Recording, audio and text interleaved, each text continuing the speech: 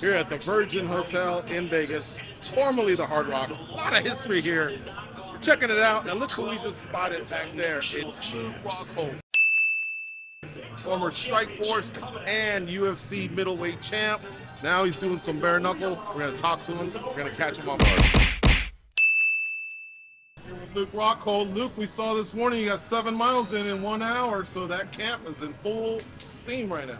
Yeah, it's a little more than you think too. Because Vegas wind is not fun, man. I turned that corner on Vegas Boulevard and it was just like, what the fuck is going on, man? It was brutal. But on the last few miles was like, okay, I got a little help. It's nice. You're going to be fighting in 1 mile altitude, so Mile High City, I guess I should say. Yeah.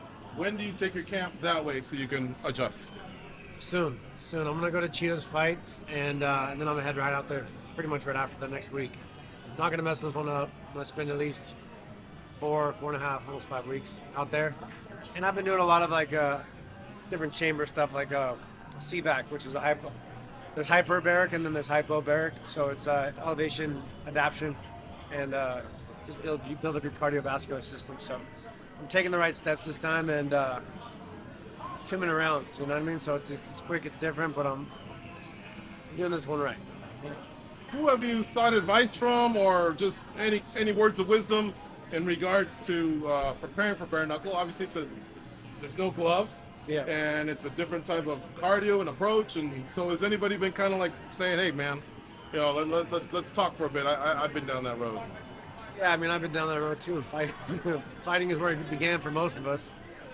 Back in the day, a lot of people, these kids these days are just competitors. You know, they started an MMA gym and they don't.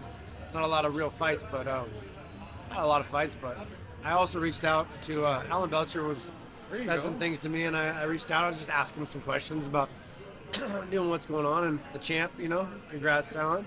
But yeah, he just kind of gave me some pointers and some styles, and you can see I can pick up and study the people who do well and what really works, and how to attack. Mike Perry's he's about your height, so maybe more. So he's a bull though, you know, and then with that being said, he's going to put his head down, he's going to run at me.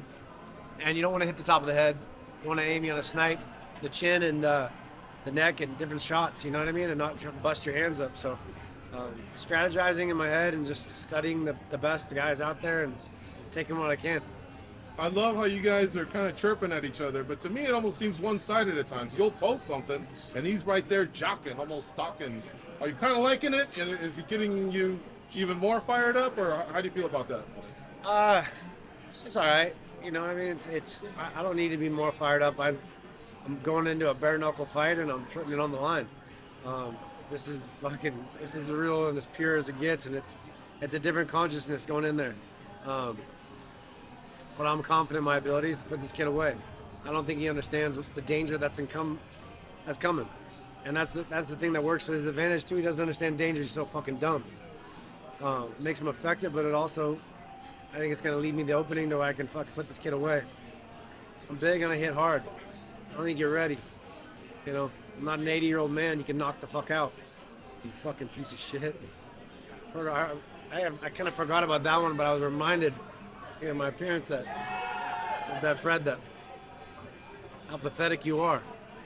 I'm going to make you even more pathetic come April 29th. Was BKFC for you a slam dunk from the moment it was brought up, or did it take time to kind of make that decision? It was the opponent. It was the payday. You guys would get up and fucking fight the fight if you knew what I was getting paid. But it's also an opportunity, and it's a challenge. It's something new, and it puts me right where I want to be. You know, I'm not making a career. Who knows? You never know. But I mean, I like the fight. I like the stage. I like the payday. I don't know what's next. We'll see. We got a lot of things in the works right now. Just got to go out there and handle business. George said Mike Perry might be stalking you. We're kind of stalking you. We saw you in California. What was those talks like with Bellator, Scott Coker, someone you're familiar with? Any chance you could share some of that?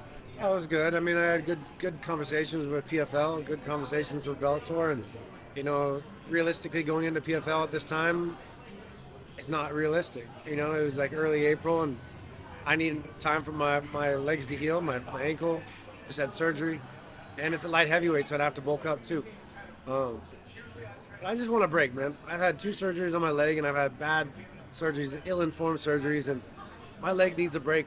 And that was my full decision making and going to a new challenge, new boxing. I've been champ, you know, in Strikeforce and the UFC, and sometimes you need to mix it up, do something new, and especially with being handicapped with my leg, my biggest weapon. I need to change it up for a little bit.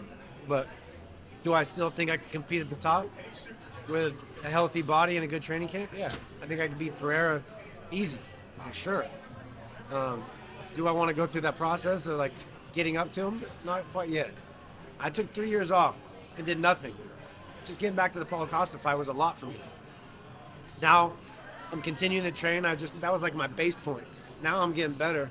My boxing's getting better. Obviously, it was one. I mean, I feel like I'm good everywhere, but it's definitely not my strongest suit.